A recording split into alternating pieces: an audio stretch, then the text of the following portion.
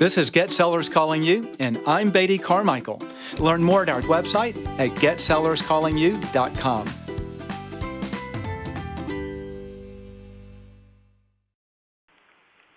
Hey there, I'm Beatty Carmichael, and welcome again to the Get Sellers Calling You Realtor podcast. And I'm excited about today's call because I get to interview just another incredible agent, an agent who's become a good friend of mine very recently, as we realized we actually have the same father. So it's been a lot of fun talking with a long-lost brother. We'll fill you in more on those details in a moment, but this is Peter Fife in Prescott, Arizona. So, Peter, how are you doing? Good, thanks. All right. Well, we were talking a little bit earlier the other day in getting set up for this call, and we just had a great conversation and just a lot of really neat things going on in how you do your business. But before we get started, before we go into that stuff, I would love if you would just give our listeners a little idea of who is Peter.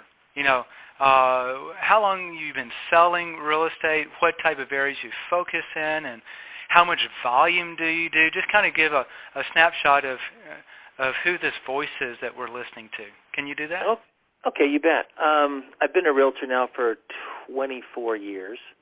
I'm kind of a second-generation realtor. My dad, all the time growing up, was a realtor. My grandmother, who's from Switzerland, she was a realtor in Switzerland. Wow. I always knew that it was a great way to support a family. And I originally was going to be a teacher of religion, but decided was led other ways and ended up becoming a realtor. And that's the way the Lord led me. So I was grateful for that, and I've been in real estate 24 years. I've been top 1% internationally for Coldwell Banker the last 5 years. I did 90 deals last year, $27 million in business all by myself, no team. The Lord's been good to me. Well, so hold on. 90 transactions, no team, all by yourself. Yeah. That sounds like you've been a busy bee. Yeah, I work 6 days a week, usually between 60 and 90 hours a week. Okay. Usually, though, I'm home probably half of it. Right. So I'll spend 30 to 40 hours on the road running around and 30 to 40 hours doing paperwork and other things that I need to do. But it all works out. Well, that's really neat. So I've got to ask you, this just out of curiosity, what do you love most about what you do? Honestly, the people God brings to me.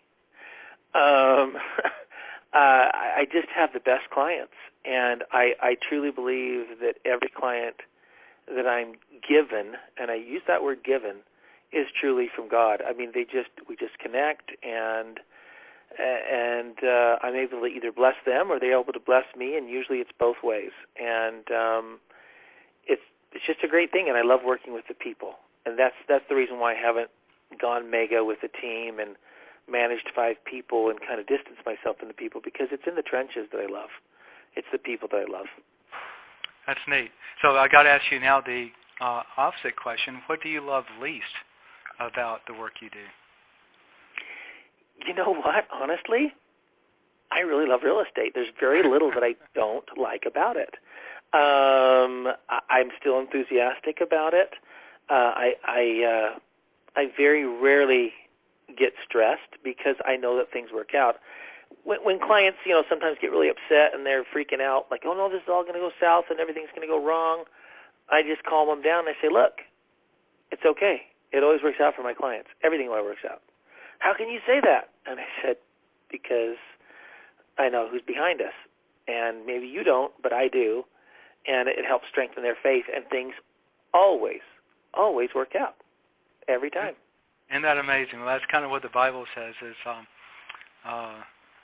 we'll move there in a moment, but you're right. Things will always work out as long as you trust the Lord to work them out. And I've seen that happen in my life, too. So after 24 years, you're still passionate about what you do. That sounds like it's just a perfect match then. I am. I always joke that I'm going to be the oldest realtor in history and die doing my last sale at 90. I love it. Oh, well, that's great. Well, it's wonderful that you can be so passionate about what you do, and I want to find out a little bit more of what you do and how you do it. Sure. So talk to me. We typical realtor out there probably is in 15, 20 transactions a year, and they're looking at you, 27 million in volume, 90 transactions, loving what you do. Maybe not so excited about 60 to 90 hours a week. Let me ask you on that. Do you really have to do 60 or 90 hours a week?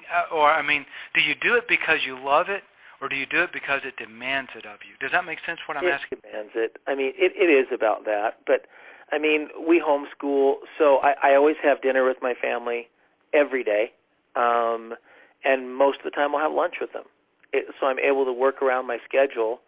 And so when I do my paperwork at home, I'm always available to my kids. So maybe that 60, 90 hours isn't necessarily hardcore sitting down, not talking to the family. But, my son comes in and I'll talk to him, have good conversations with him, take a break and, play a few games with him and then go back to the paperwork part of it. My wife and I always talk quite a bit every day, so it's really an ideal situation. I really...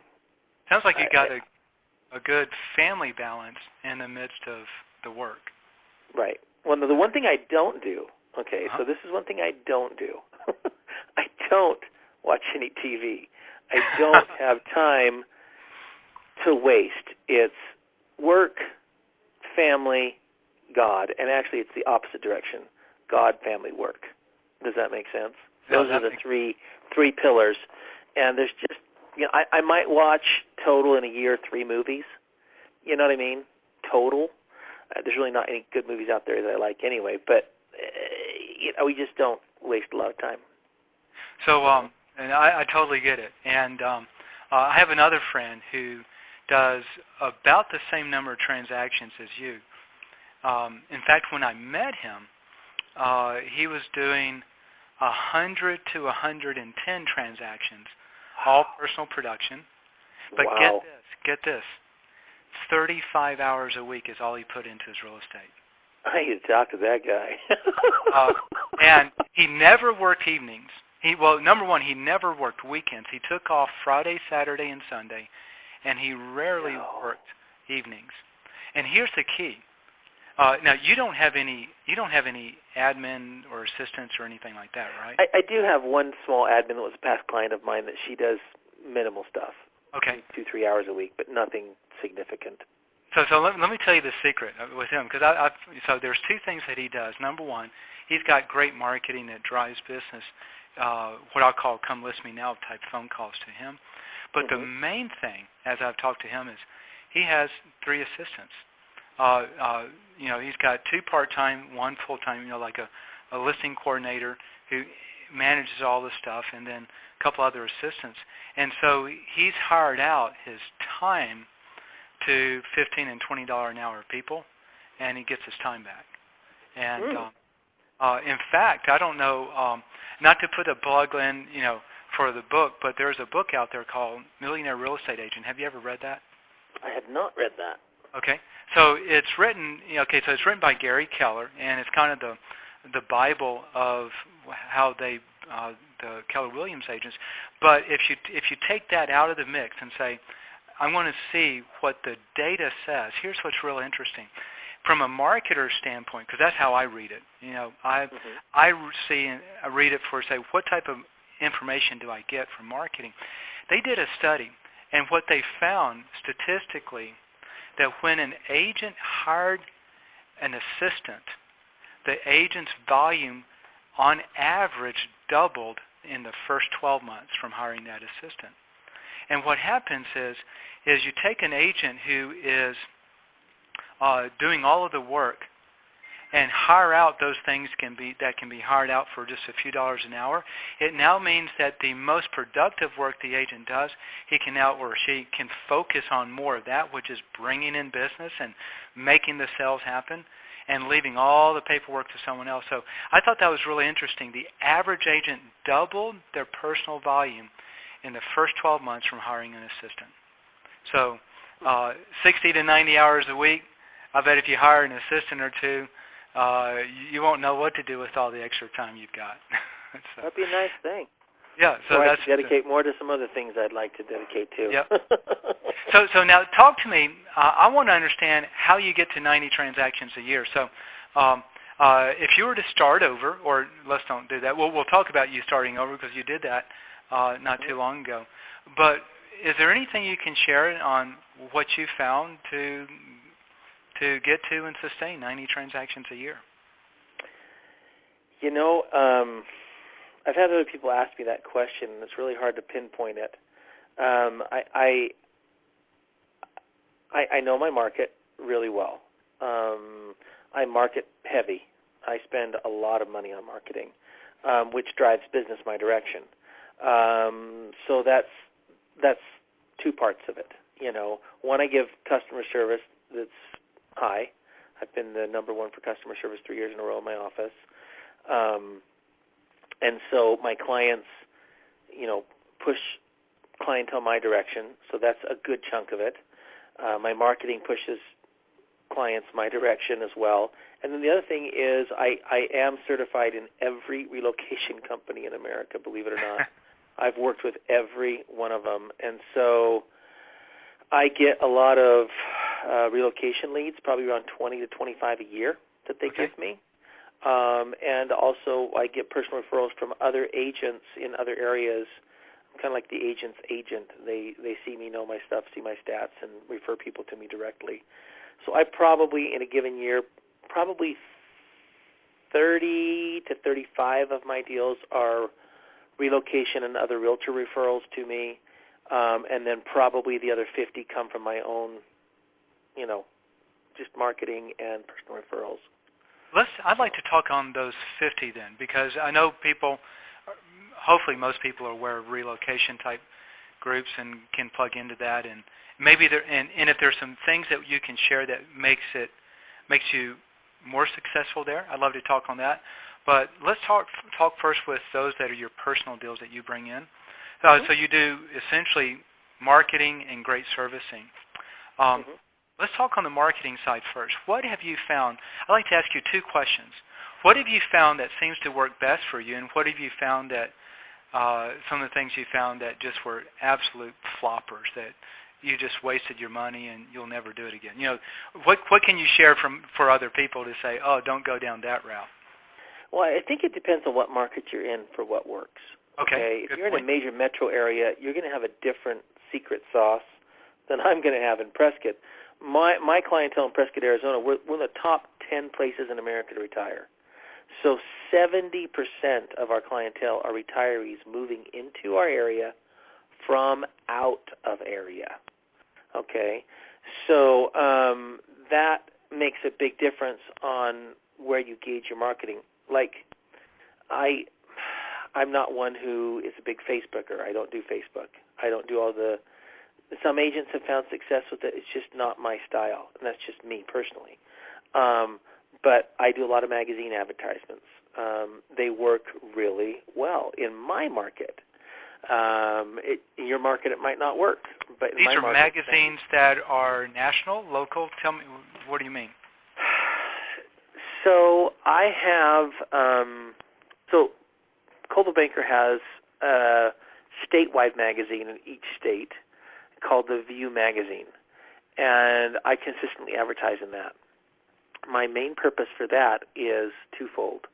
One, I get those retirees coming from Phoenix or Tucson or other places in the state, open up the book, they see Prescott, they go, oh, that's a nice house, and they get the call and help them buy a house. They become a buyer, you know, for my listings, and I've sold a number of listings off of that. The other thing it does is I used to do real estate down in Phoenix, a metro market about 2 hours from me. I was well known as an agent down there for the 12 years I worked down there. A lot of my friends and past realtors recognize my name and go, oh, I have a client moving up to Prescott, I'll call Peter. So it pays for itself and does well. So that's my statewide one. It's about 160,000 issues a month. So it's pretty good distribution. I also do something locally called, it's a full gloss shopper magazine that is direct mail piece, about 50,000 pieces that they mail, and I have the first page in that. That's for my local market, and that gets my name out there in the local market as well. Now, do you do any tracking? It could be specific tracking, like with specific call tracking numbers, or just generally you're asking people. Do you do any tracking that allows you to kind of pinpoint these investments being profitable? You know, a sale or a prospect comes from this investment versus that one. Mm-hmm. I always ask where they came from or where they got my number from, personal referral and whatnot. I haven't quantified it and put in an Excel spreadsheet and actually tracked it, you know. But in my mind, I go, oh, okay, that's another one from the magazine, that's another magazine. You know, I just keep track of it in my mind. The other thing that the magazine accomplishes, the local one, is it's a matter of being constantly in front of people. So when I go on a listing appointment, I'm generally competing against 3 to 5 other agents 90% of the time. Okay, on a listing. And I do about 70% listing and 30% buyers. So the marketing piece is more of a familiarization, and they see me and they go, oh, yeah, I see this guy everywhere. And then it helps you win the listing. You know, it really does make a big difference in winning the listing. And then do you have a budget that you set aside? You know, someone's out there trying to grow their real estate business. They want to be where you are. And as with this marketing, do you have a specific budget that you put into marketing, or do you just kind of fly by the seat of your pants? Any structure? A little by the seat of my pants. As far as a budget is concerned, I always I always say I'll try anything once, and if it works, I'll keep it, and if it doesn't, I'll throw it out the window. Okay. And some things work for some people, and some things work for others, and some things, you know, I can't say, hey, this is a bad thing, it won't work for you. It just doesn't work for me or the way I do my business. Right. You know, for example, I used to spend too much money on Zillow for their calls and stuff, you know, the lead generation, and it just didn't work for me. I just knocked that down because right now you have to be so Johnny on the spot with those Zillows and Realtor.coms now, the way they've changed their structure, that they're built for the mega teams, you know, with somebody who's always on call, 24/7, ready to answer the phone, you know, answer it within 30 seconds and get back with them within a minute. And there's a place for that. I'm just not that person in that place. I totally get it. I'm not going to be a slave to my work. It's not going to happen. Yeah. So, I mean, I spend a lot. Like, I spent probably $90,000 last year on marketing. Okay. So I spend a lot. And that is a lot. That's a lot. Percentage-wise of your income, what does that work out to? You know, your GCI. You know what? I've usually spent about 20 to 25% of my GCI on marketing. Okay. But no less than 10%. Okay, so good. Just want to give kind of a benchmark for someone, because you know we talk to some agents. They go, you know, I remember talking to this one agent, and you know she's like, I don't know, 15, 18 million in volume, all personal production, and I said asking about her marketing budget. Well, you know, I spend a lot. I spend like $400 or $500 a month, and I started laughing. I was thinking, really, that's a lot, and you're doing that much volume? But that's it's all amazing. it is a percent. Yeah. Shameful, isn't it? What have you done? Okay, so now we got your market, 70%, you know, retirees coming in. Obviously, what you've done that hasn't worked doesn't mean it won't work for someone else. But for those people that may be in a similar environment as you, what have you found just didn't work? And as you think back on it, you go, you know, it didn't work because blank, whatever that blank is. Can you give any insight? I'll tell you this much. If you're ever going to do magazine advertising, if you're not in the first 5 pages, you might as well not be in the magazine. Okay. That's what I found. No. Yeah. Over 24 years of real estate, that's why I always, if I can get in on the ground floor on a real estate magazine and be that first page and lock it in, it's like gold. Because they'll usually start from the beginning. You know, either you got to be front page, inside front page, back page or back inside panel, one of the first major panels, because that's what people look at. Like the back cover works too, because people will look at the back. And I've seen every time my magazine comes up, my showings increase on all my listings. That's another reason why I do it. It helps every time. I've been able to track it. Every time the magazine comes out, I'll see a spike in my showings on all my listings. I'm glad you shared that because, I have not been much of a fan in print magazine for marketing, but you're making me more of a fan, especially when you can, just that one statement, when the magazine comes out, your showings increase. That's really great feedback. But I always do professional photography, though, too. Yeah. You know what I mean? So I always have to get a professional out there.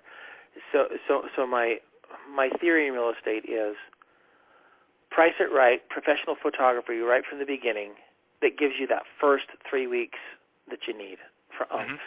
Then as it starts to wane down a little bit for the excitement, the magazine comes out, boom, I get another lift. Then the next magazine comes out, boom, and I get another lift, and it usually sells. So I'll usually sell them within 60 days of that strategy. And then it just kind of repeats itself. People are happy, they love it, the marketing is as much for them as is for me. Most people already have realtors, so even though I might not sell it myself with a magazine ad, it gets my listing sold. And guess what? A listing that sells in 30 days is a good thing. Absolutely. That's great. Let's shift gears a little bit. I want to talk a little bit about servicing. Okay, so you mentioned your two key pillars that you shared on your personal business is marketing and servicing that drives referrals. What can you share that you find is really one of the key components of your servicing that really drives in the referrals, that makes people appreciate you? Is it one or two things, or is there anything you can share on that? Probably number one is trust. My clients know right from the get-go that the only person I'm trying to serve is them. It's about what's best for them and not what's best for me. I've talked numerous people out of buying or selling because I was just flat out honest with them. I had people come up here that have health concerns. We're at 5,000 feet. And I said, I don't want you to buy until you've come up here for 3 weeks and make sure the elevation's good for you. What do you mean? I said, it can be hard on your heart if you have heart conditions or lung conditions. And they come up and they do that, and they go, you know what, I can't take the elevation. Thank you. I've had people that there was one woman that her husband was had some serious illness and loved the home, and she wanted to downsize before he died. And I pulled her aside after I'd seen the house, got their feedback, and I said to her, these are your options. If you sell this house, your husband will die sooner. If you stay in the house, he'll probably live longer, but it's your choice, because he loves this house. What you will be able to buy by selling this house, he will be miserable in, because it'll be a townhome with no yard, and he loves this yard. And she says, oh my gosh, you're right. So, and that is what, and that's how I just speak with all of my clients. I'm just flat out honest with them and tell them what I think so that they can make the best decision that's best for them, no matter what that means. That's the thing that comes to mind. Years back, there was a motivational speaker. I'm sure you've heard of him, Zig Ziglar. Love Zig. Yeah, and he always had this statement. I mean, it comes from the Bible. He just kind of repackages it. And it says, if you help enough people get what they want, you'll always get what you want. And, exactly. And that's the thing that immediately stood out when you were sharing that, because you're not so focused on what you want. You're going to focus on what's best for them, and you'll always be taken care of. Sort of like at the beginning of the call, you mentioned that it always works out, and right. The Lord always works everything out, and even the things that seem to be problem issues. And I think when you have your heart in the right spot, focused on your client first, then that's just really neat. So that's number one. Okay. If someone's taking notes, what would be number two in servicing that really wins the relationship so they want to refer you? that I'll always return the call the same day. Just good service, just your normal stuff. Okay. Return the phone calls, be there for them, set proper expectations from the get-go, on listings.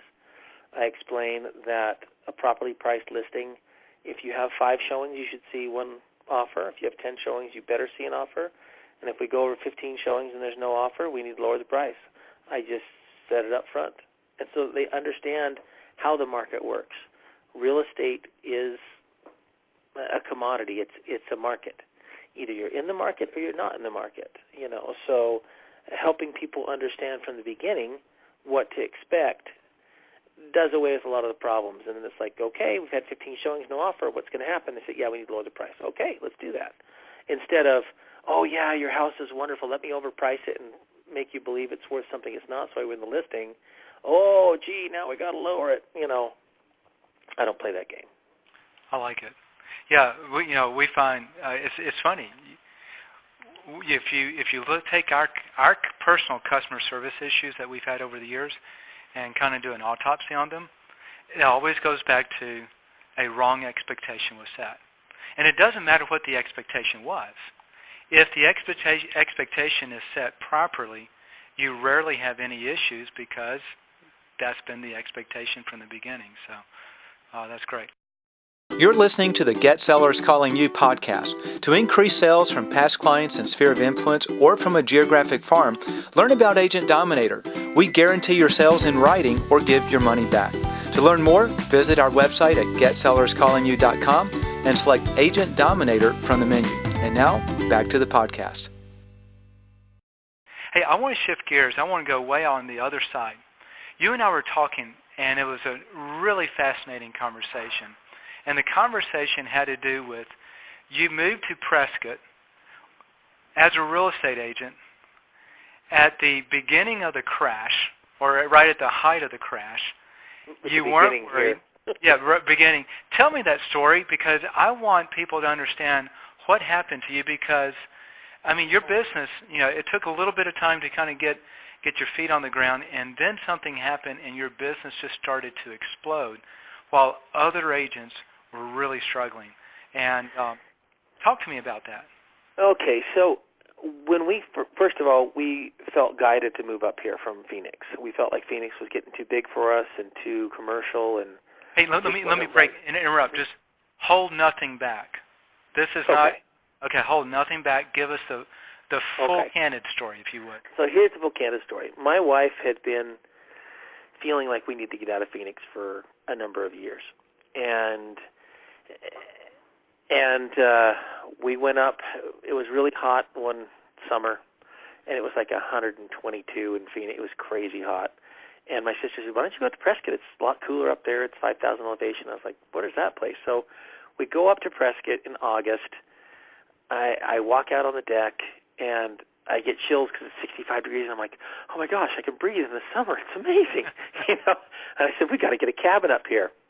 And my wife first didn't think much about it. She's like, nah, it's in the place.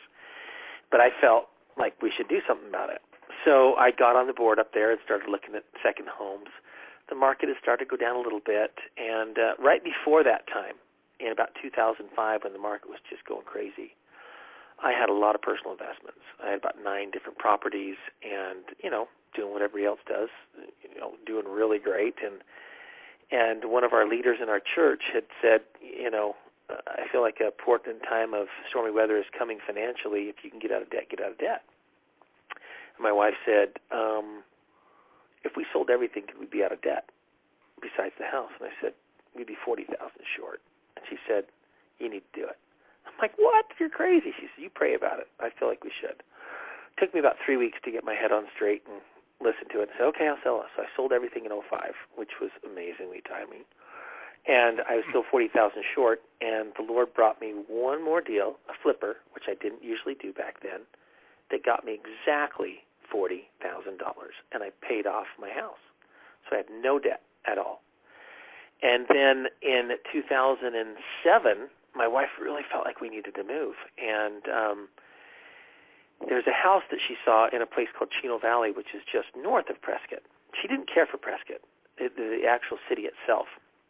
she wasn't impressed. And it was around my birthday, and I said, okay, let's go check out this house for my birthday, and we'll stay the weekend and check out the churches up there and see what it feels like. So we come up over the rise into Chino Valley, and my wife says to me, before we get to the house, I like this. I feel something. And I'm like, huh?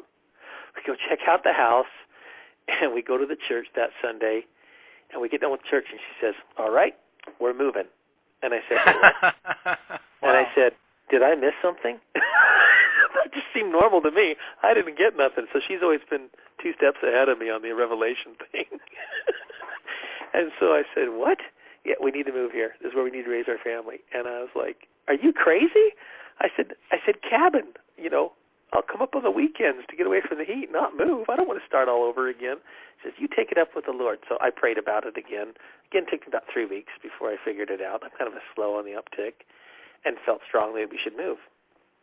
So we ended up buying a house up here, selling my house, and that was right. So we bought a house up here first, and then we always move first and then sell second. Mm-hmm. Right after we moved up here, the market dropped. My house in Phoenix dropped $150,000 in 6 months. Wow. Had I not been out of debt, I never would have been able to make the move. And I had enough to, I got a mortgage when I first came up here and held some money back because I knew I needed some staying power. And I've been here 6 or 7 months and hardly done anything, And were you worried? 6 or 7 months and almost no business. Were you worried? A little bit. I was a little nervous. I was, but I wasn't. It sounds weird. Inside, I felt and knew things would work out.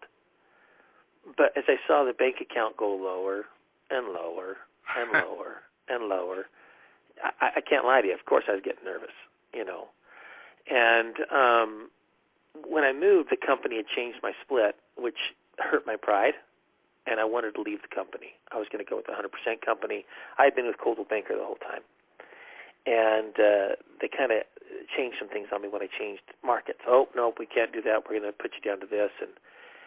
And I wanted to leave. And there was a group of guys that I knew that was closer to my house than the office that I was in, and it made total sense to change companies. And I take everything up with prayer with God. And this is one time when I actually got the revelation. So I prayed, and I said, okay, Lord, I'm going to change this company because of XYZ. No. And I went, what? What was that? I'm like, what? That doesn't make any sense. So I think I must have not heard that right. Okay, let me put it this way. A, B, C, D, E, F, G to move, A, B not to move. No. I go to my wife and I'm like, am I nuts? I swear I'm getting a no. And this way, she said, well, I don't know. It makes sense why I should move. And I said, I don't know. Take it up one more time. So I prayed one more time. And the answer was a solid no. I said, okay, I'm going to stay right here. And this is about 2008, right before it really got bad in 9 and 10. And I could see the market had shifted big time and was going towards bank-owns. And I had been praying for a way to get to the bank-owned scene, and I just wasn't seeing a way to get into it, And 2 weeks after I got that answer, I get a call from the head of relocation, and she says, look, we know you, we know your experience. We just landed a major corporation that's going to give us all their bank-owned properties. Would you like to be the representative for Prescott? And I'm like, yeah, totally. And she said, okay, it's going to be a lot of work, and I said, that's fine. I have time. We can do it. I'm starting over here anyway. And because of that one thing, I went to the office and I said, okay, I'm going to be doing the bank-owns. They all looked at me and said, oh, you're crazy. I looked at everybody in the office and I said, I'm crazy like a fox. I guarantee you, you will all regret this day a year from now. And 1 year from that day, I was doing 50% of our entire office's business. So it opened the windows. But right before that happened, though, this was about July, I was talking to a guy. We were on a youth camp, and I hadn't made hardly anything. And he says, you doing okay? I said, well, I'm getting a little here and a little there, but not like I used to, because I've consistently done 60 deals a year, all of my career, except for that first year. Right. And he said, are you worried? And I said, you know what? No. And I said, why? I said, I'm actually excited. He said, why? I said, because I know something's going to happen. How do you know that? I said, because I can feel it. I just know God's going to open the windows, and it's just going to be amazing. He says, how can you say that? Are you crazy? And I said, no. I said, I just know it's going to happen. And it was within 6 months that all this came together. So, so it's just God's been with me, and he blesses me. All I have is his, and, just do what he says, and you'll be blessed. That's all I can say. I can testify to that really well. I'm tempted to want to share, but this is your interview. But you're right. You trust the Lord. You follow him. He takes care of everything. In fact, I forgot the 3 pillars of success that my dad told me. I forgot. Okay. When I started real estate, my dad said, son, if you want to be successful in real estate, do 3 things. Number 1, keep the Sabbath day holy. Number 2, pay a full tithe. Give 10% to God. And number 3, when things get really hard, give more. And you'll always be blessed. For some people call them love offerings, some people call it, offerings for the poor, other things on top of the 10%. And that's always worked. Whenever things got down, whenever I needed an uptick in business, I'll always give more. And miracles will happen. I'm reminded of a story at my church many years back. The pastor at that time, he's now retired, but a businessman came to him, and I'll call the businessman Bill. I don't know his name, but the pastor is Frank. And he came and said, Frank, can you pray for me? I'm really struggling in business. We're about to go bankrupt, and just a really tough time. And so Frank asked him just what you were talking about. Do you tithe? Well, no, I can't afford to tithe. And Frank was saying, well, you can't afford not to, okay? Because that's one of those kind of spiritual laws that God's put in place, that there's something about a tithe. And as God says in Exodus, it says, the tithe is holy and it's mine. So they prayed, and Frank encouraged him to tithe, and so he committed that he would tithe. And Frank saw him about a year later. I said, Bill, how's business? He said, oh, business is booming. Everything's going great, and we're making a lot of money. And so Frank said, well, are you tithing? Oh, no. I've stopped tithing. Can you imagine as much money as I'm making? Do you know how much that would be? So Frank said, well, let's pray. Yeah. Like, Lord, please bring his income back down to the point that he can afford to tithe. And no, I'll start tithing. So it's funny. But you're right. As you trust the Lord. And, I think what happens a lot of times with our financial giving is it's an act of trusting the Lord, if that makes sense. Right. It just depends on how you look at it, though. Yeah. I've always been taught to tithe my whole life. So tithing has been one of my foundational principles. I've always done it since a little kid. And my parents taught me, they said, okay, here's a cake. You can have the cake. Can I have a piece? Well, sure, it's your cake. You gave it to me. Why can't I give you back a piece?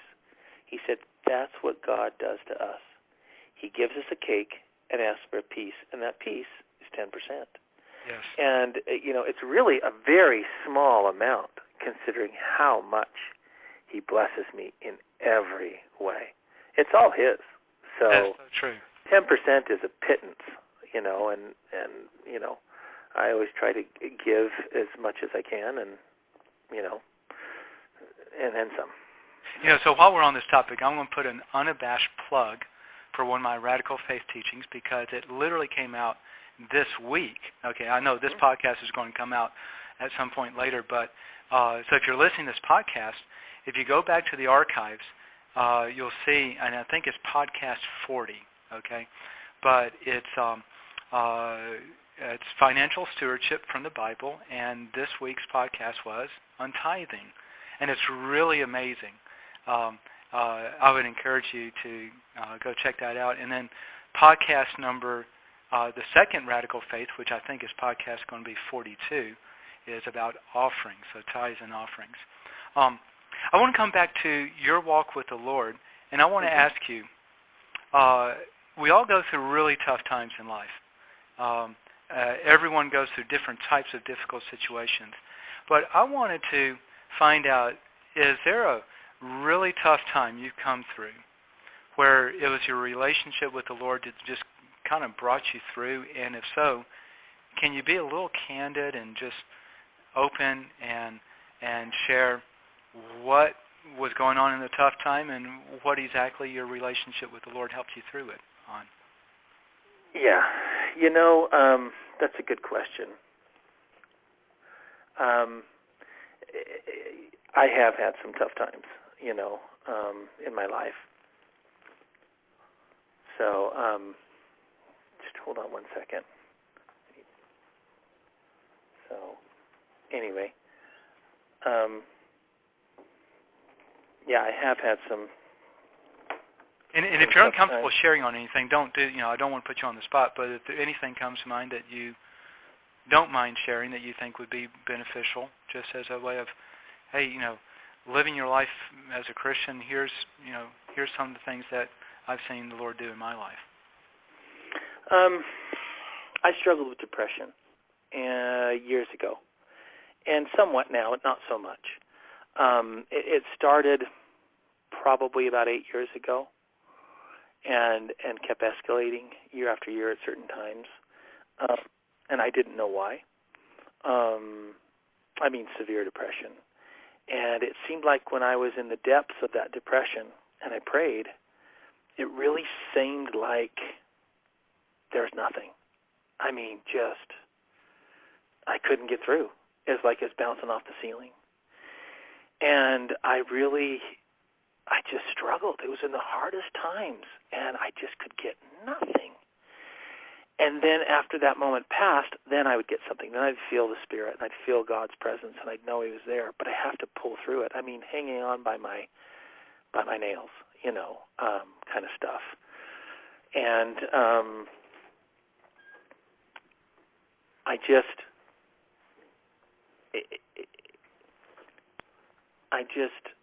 it was very difficult. And I talked to my sister, who also had struggled with depression, and she had told me something very similar. She says, "You know what? I was struggling with depression, and it didn't feel like God was there for a while. And then she found out she had no serotonin or whatever. So she took some medications, and it helped her. She says, when she took her medication, she felt God there. But it's a little different for me. So I went and got some counseling, and had found out that there was some abuse in my childhood that I had totally not remembered, some sexual abuse that was really bad. And as I had those memories, the Lord was right there with me, and had some very spiritual experiences that helped me through, that showed me that Jesus Christ not only died for our sins, but He suffered for our sorrows as well. Mm-hmm. Our pains and our sorrows when He was in the garden, and He bled through every pore. That is where He took on the pains and sufferings of His children to lift their burdens, and He understands and helps us. So that was a very difficult time, and strengthened my faith to know that Jesus Christ is the great I am. And the word I am comes from the word Jehovah, which in Hebrew means Yeh means the past, Ho means the present, and Va means the future. And when Jesus Christ says I am, it really means I am always there for my children. In the past, in their current day, and tomorrow, He will always be there for us, no matter what we go through. Oh, that's powerful. As you're sharing, the one thing that keeps coming to mind is when He shares, "Come to me, all who are weary and heavy laden, and I will give you rest. Take my yoke upon you, for my load is easy and light." And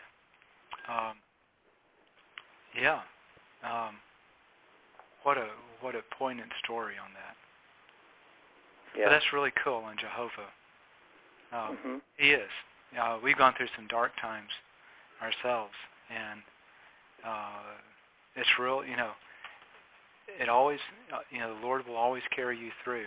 I always wonder how people make it through tough times when they don't have a relationship with the Lord to lean on, because, as you mentioned at the first of the call, it doesn't matter what goes on within a transaction, it's always going to work out. And it always does, because you trust the Lord to do it. And that's the same thing, just with this depression. But thank you for sharing that. Well, yeah, and I think the key is, you've got to hold on past the time that you think the sun should come up. It's always darkest before the dawn. That is a true statement. But sometimes we have our own timing of when we think the dawn should come, and we just need to hold on and trust that God will come. And He does come. But sometimes I really believe that when we're in moments of depression, there can be some chemical things that block our mind from being able to hear and feel. It's not that God's not there, it's just our radio is off tune because of what's going on physically or chemically or emotionally inside us, that we can't get that frequency that God is communicating with us on. Our radio's off. But if we just hold on long enough, we'll get back on kilter where we can hear that. And it's like, oh, you weren't gone. I just didn't see it. I just didn't feel it. I just couldn't hear it. Yep. I remember, have you ever seen that picture of footsteps in the sand, I think it's called? Absolutely. Yeah. One of my favorites. I'll let you share real quickly for those who may not know it, because I think that's almost exactly what you're talking about. Oh, you want me to share it? Yeah, share with the footsteps in the sand. Oh, yeah. Well, the footsteps in the sand is, there was a man or woman, I don't know, you can put either or in there, and he was looking back on his life, and he sees that there was two footsteps in the sand. And as he's talking to the Lord Jesus after I don't know if he died or what, I can't remember the perfect story, but anyway, he looks back in the sand, and he sees two footsteps all throughout his life, and then at the most challenging times in his life, he only saw one. And he was confused, and he turns to God or Jesus Christ and says, why is it, Lord, that when my hardest times were, you left me? There was only one set of footprints in the sand. And he says, my child, you don't understand. Those are my footsteps. I was carrying you. And that's so true. Jesus Christ will never leave us alone. He is the way. He is the truth. He is the light. He's the life. And because of Him, we can have life more abundantly. Come unto me, all ye that are heavy laden, and I'll give you rest. Take my yoke upon you, for my burden is light. And I believe that to be true. I know that He lives. I know that He's there for us and helps us. And it doesn't mean we don't have trials. It doesn't mean we don't struggle. But it means we've got backup. It changes our whole perspective if we just hold on past when we think the sun should rise. Just hold on a little longer and the light will come. It always does. Oh, that's so good. So encouraging. Hey, as we start to wrap up, I want you to think a moment and share, if you don't mind, what's one of the most amazing things you've seen the Lord do in your life or in the life of your family or the life of your real estate business, but just something kind of point that says, this was the Lord. Okay, now we've got the one of staying with Coldwell Banker, and 2 weeks later you got the... I'll give you one story that is very recent. Okay. I had a client that I didn't know at the time they were going through a divorce. I had sold one house, helped them buy another one. They called me to sell the second house. I didn't know everything that was going on, but she was basically an atheist. She wanted nothing to do with God, and was very resistant whenever I brought up His name. So I backed off, because it's part of me. It's who I am. But they loved me as a person. Her and her husband did. I was coming up to list their second house, and as I was going up the road, up this canyon, I see an ambulance pass me. And immediately I thought, oh no, I hope they're okay. I pull up to the house, because they're older, and the ambulance is pulling right in the driveway right as I come up. I rush in the door and say the name, hey, are you okay? What's going on? And I see the wife on the floor, laid out flat. And immediately I have the impression, because I had another client that this had happened to, and it just came to my mind, and I told the EMT, I said, check her prescriptions and see if she's OD'd. I had no idea what was going on. And anyway, so they had to life-flight her down to Phoenix. They took her prescriptions, did a toxicology report, found out that she had overdosed on sleeping pills, a whole bunch of them. She shouldn't have lived. But the husband was there, and he told me everything. That's when I found out that they were going through a divorce, and they were having a hard time, and she was trying to commit suicide. And I gave him a blessing and prayed with him, and was inspired to say a lot of stuff. And he said, oh my gosh, let me tell you the rest of the story. So anyway, so she goes down to the hospital. She really shouldn't have lived. She comes out of it with no brain damage, no nothing. And I sell that house. I help them buy another one. And I continually invite her, to come to meetings or come to, I invited her first to come to a Christmas concert. And she shows up for the first time. This is the first time she stepped in the church in 50 years. And she felt something.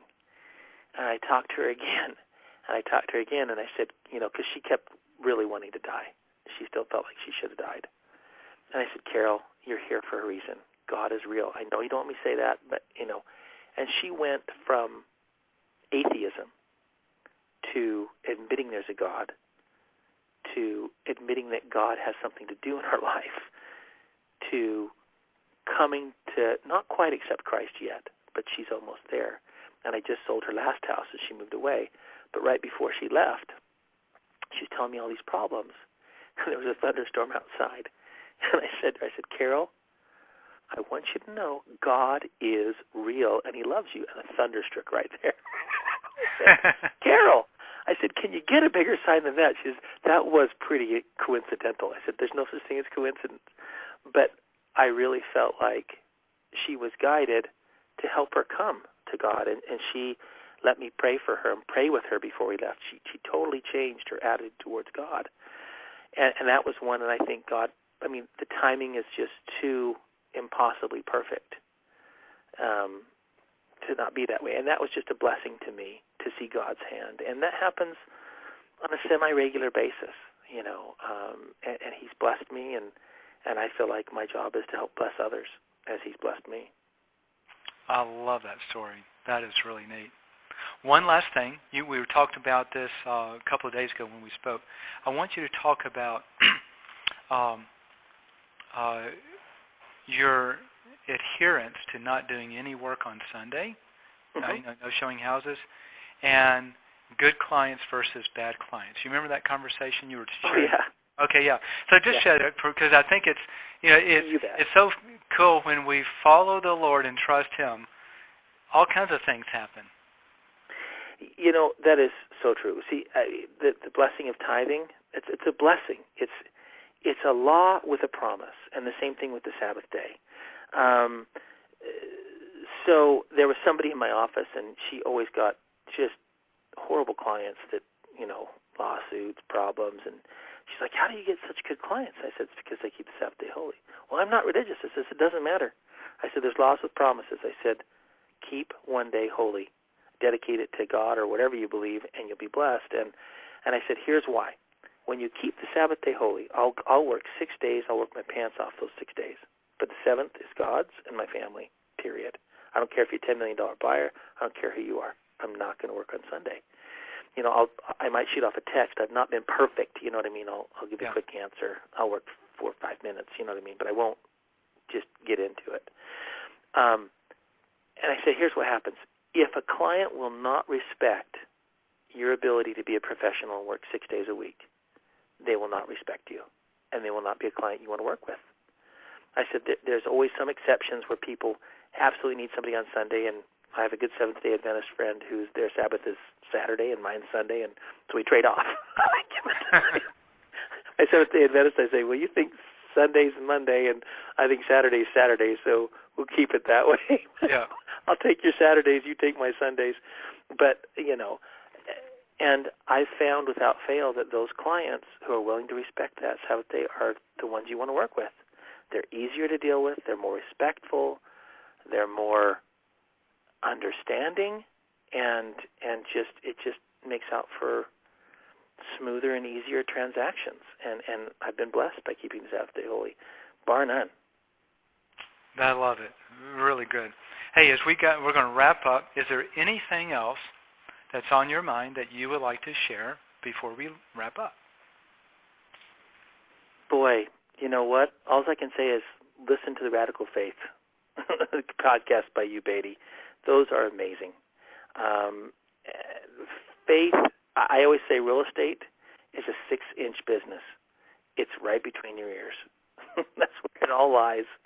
You know, if you believe you can or you believe you can't, you're absolutely right. And you just gotta believe. And that has so much to do with real estate. I appreciate that. And yes. Well, thank you so much for your time, Peter. And thank you, and for you guys listening out there, hope you got a lot out of this. Just a couple of things. Remember to subscribe to the podcast. That way you'll get the new ones as they come out. Please like it on Apple and YouTube and anywhere else you may do that. And if you want to learn more about us, what we do with Agent Dominator, how to get sellers calling you, anything like that, visit our website, getsellerscallingyou.com. A lot of great material that you can search for, generally focused on past clients, sphere of influence, geographic farming, and almost 100% focused on sellers. So I think you'll enjoy that. Thanks again for listening. Peter, thank you again for Thank you, Beatty. on the call.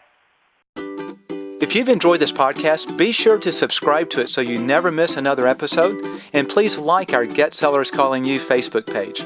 Also, if you want to increase sales from past clients and sphere of influence, dominate a geographic farm, or convert home valuation leads, check out our Agent Dominator program. We create custom content that differentiates you from other realtors, then use it to keep you top of mind with your prospects with postcards, targeted Facebook ads, email campaigns, video interviews, and more. And the best part is we guarantee your sales or give all your money back. Learn more at getsellerscallingyou.com and select Agent Dominator in the menu. Thanks for listening to the Get Sellers Calling You podcast. Have a great day.